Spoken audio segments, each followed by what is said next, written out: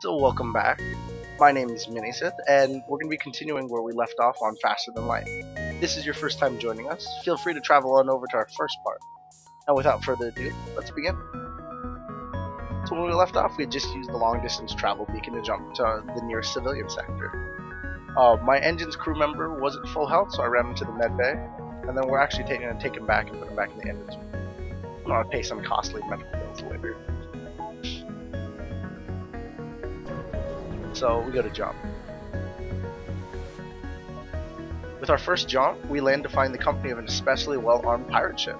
They tell us to hand over one of our crew members, and the rest of us can go free. That's a fat no. I have like 3 people, so I'm not gonna surrender anyone.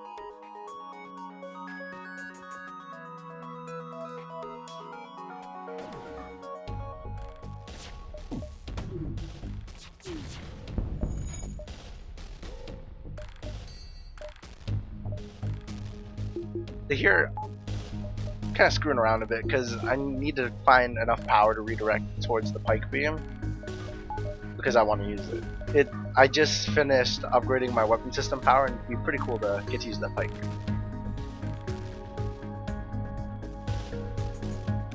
So we go to attack again, and they actually surrender. They say that they're gonna give us one of their slaves as tribute, and if we destroy them, they'll all die anyway. It's a rock named E-Hubnub, and that's a pretty solid deal.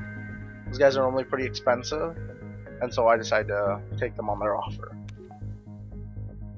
And with that, our crew grows to 4. And before heading off, I begrudgingly turn off the pike laser in order to make sure that my oxygen and med bay are back and functional.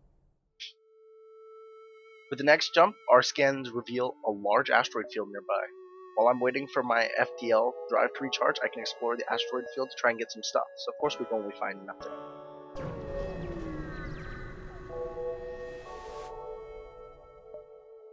So we come across a small station fitted with hundreds of repair drones. This repair station is actually super duper good. Most places and stores that you go to repair will either charge you 3 or 4 scrap per damage repaired. So it normally takes a lot to get your hull back and running. But for here, we can get for 2 per, and we can do up to 20 damage. That's pretty insane. However, unfortunately, we're pretty much full, so it wouldn't be worth fixing up here if the minimum I can do is 5. So we go to the next jump. Here we encounter a refugee ship drifting in space. It looks like it was fleeing the rebels and ran out of fuel. Its distress beacon is still active, but its comms are down, so we go to investigate. It's abandoned though, and there's no trace of crew or cargo, so this just ends up being a wasted jump. Unfortunate. So normally we don't like going to stores unless we definitely know that we're selling something or we have a ton of scrap to buy, because otherwise it's just a waste of a turn and fuel. But here we didn't have much choice, since the other way we could have went was to another store that would have led us to this store. So here we're looking to see maybe we'll buy another crew, or what are we gonna do? We obviously don't have enough money to buy it, but we have an I-bomb that we're probably never going to use, so we decided to sell that. The only thing that stinks though is for hiring those crew members. Those guys are both human, and you want to vary your crew, because different crew members give you different bonuses. So I decided, we'll just upgrade the reactor.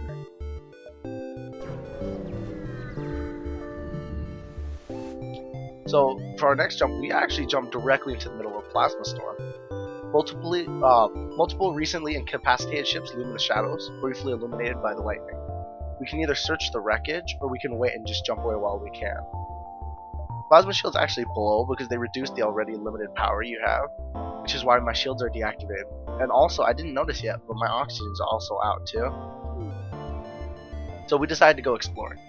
Upon closer inspection, we find an unconscious passenger in a ship that seems untouched. So we take him back to our ship. And when he wakes up, he ends up joining us on our adventure. That's a pretty solid find. Got a free person, and we got scrap for that. So we go to take a look at him, and we see that he's an NG. NGs are super good at repairing. Their repair speed's actually doubled. However, their combat is super terrible, if I remember correctly.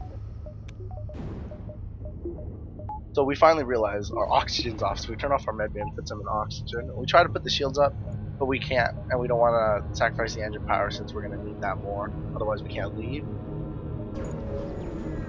So we just go for the next jump.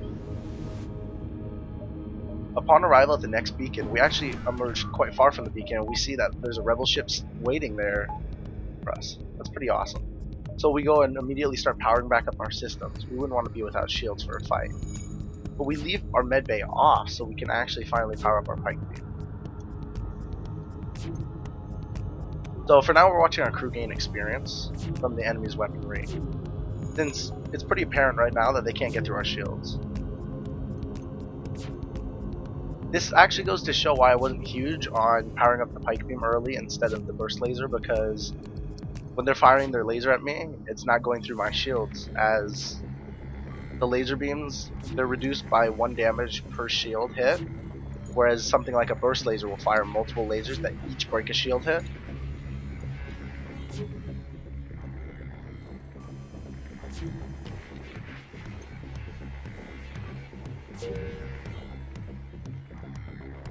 So our FTL drive is now charged, so if we want, we could leave.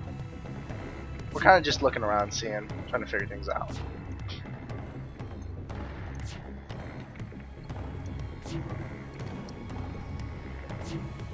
We're trying to decide where we're going to hit, how we're going to strategize this. And right there, while we were waiting, my pilot and my engines both picked up a level, which increases their overall skills. And for those particular two, it actually increases your dodge. So my evasion went up from 20% to 24%. Many of the different systems in your ship benefit from a person manning them. Like right now I only have 2 engines powered, so normally that would just give me 10 dodge. Because I have an active pilot and engines person, it goes up by another 5 for each one, and then 2 more for each of those guys that are leveled up. They give me 7 instead of just 5.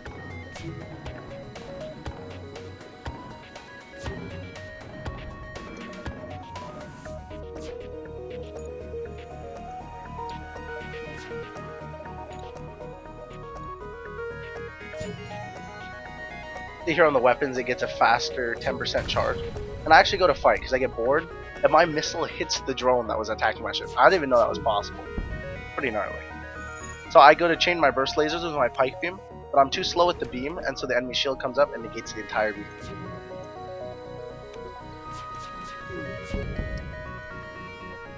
I shoot off some more burst lasers, and I look to attack with the pike beam again, but I cancel it thinking that the shields would have been up in time. I probably could have went for it, but I just wait for both to recharge again, and then I hit them with the pike beam. So here, they decide to try to make me an offer so that they can get away. And not that good of an offer, so I decide, you know what, we're gonna decline it. And as we decline it, the beam continues to cut across the rest of their ship, sealing their fate.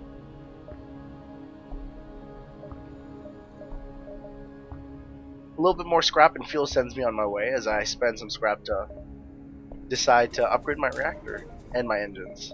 I can have some more dodge.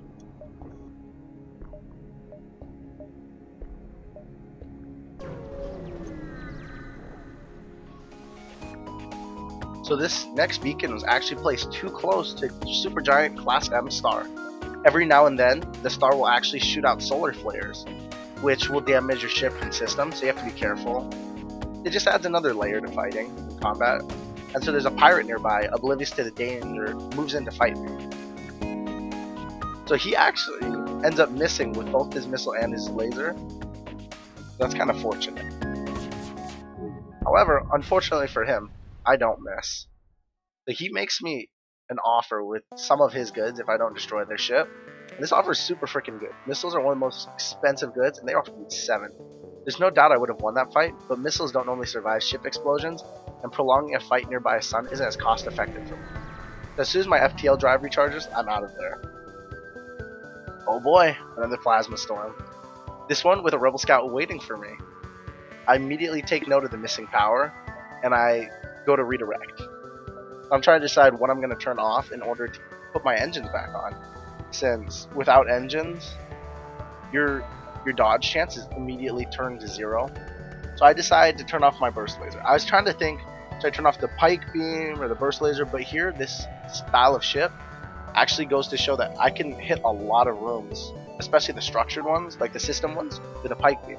So I turn off the burst laser in order to power up my engines.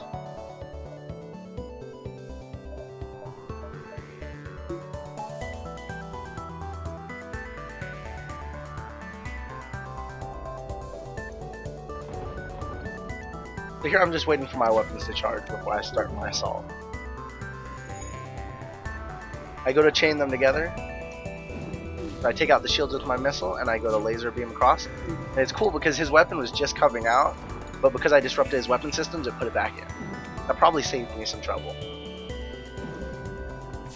Instead of wasting another missile, I just wait for my pike beam since they only have 4 health and I can easily cut across 4 rooms.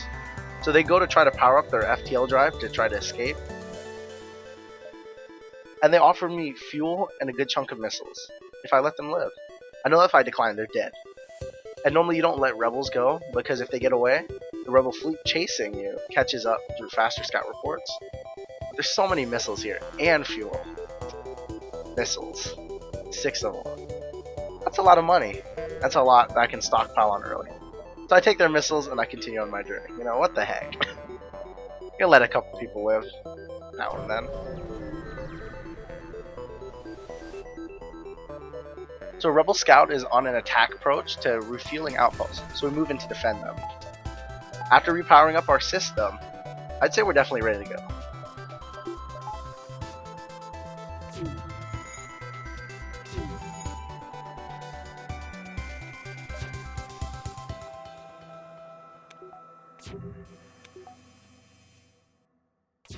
I'm waiting for my weapon systems, and once they all come up, I decide to pause for a sec so I can plot out the best laser beam.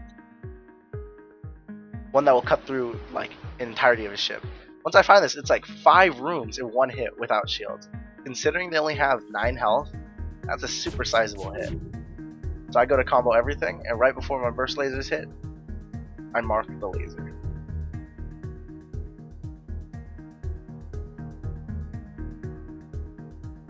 Looking at their shields, I'm like, it won't recharge in time. And they never saw it coming. It felt pretty dirty to one combo an entire ship from full. That was pretty fantastic. The outpost then hits me up with free stuff for helping them from those pompous rebels who expected free service. From here, I'm trying to decide what to upgrade next. I kind of want shields and everything, but for now, I decide, how about upgrade my reactor and my engine? We can get some more dodge for now. That'll help us out the most. The dodge is actually effective up until the 60 scrap one, because each time it gives you another 5%, whereas up there it gives you only 3%, and dodge, it falls off exponentially, so you don't even want that much in the end. Just getting up to like 35% or 40 is generally where I get. And so off my next jump, there's an advanced Rebel auto ship stationed near a Rebel space station where sensors indicate storage for military grade goods. You had me at military grade goods.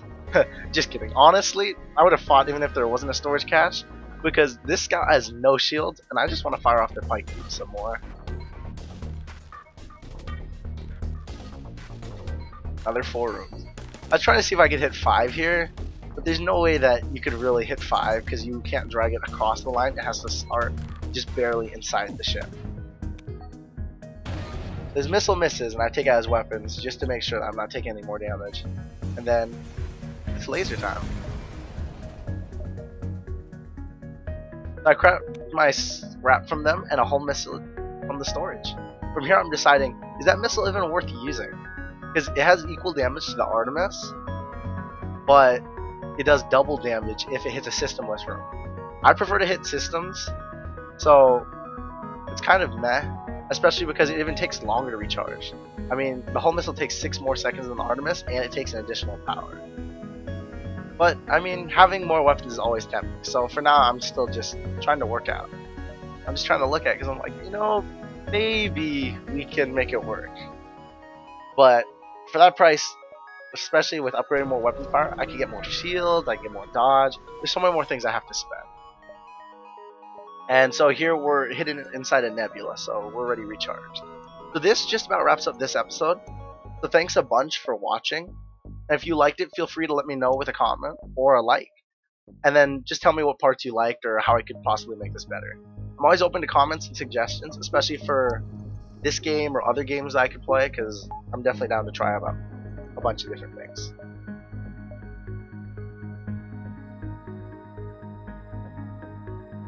So from here, I'm just trying to plot out which way I'm going to go to the end. And definitely, I decide the civilian route's the safest, so we go there. Especially since I already have a rock person. So, thank you again for watching.